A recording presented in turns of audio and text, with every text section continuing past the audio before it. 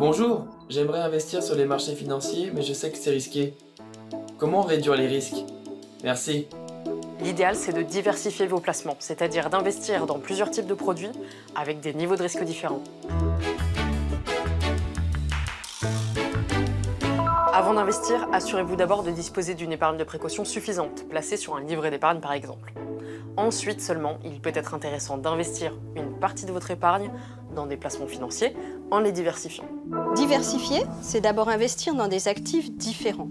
Par exemple, des actions, des obligations et de l'immobilier. Si le cours de vos actions chute, vous pouvez espérer que celui des obligations ne suivra pas la même tendance.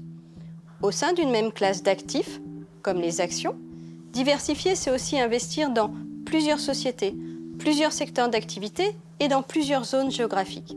Par exemple, si le secteur de l'agroalimentaire subit une crise, détenir des actions dans le secteur de la santé ou des transports pourrait limiter vos pertes. En matière de placement, on dit toujours que les performances passées ne préjugent pas des performances futures. Néanmoins, à long terme, le rendement de placement régulier et diversifié en actions peut être intéressant.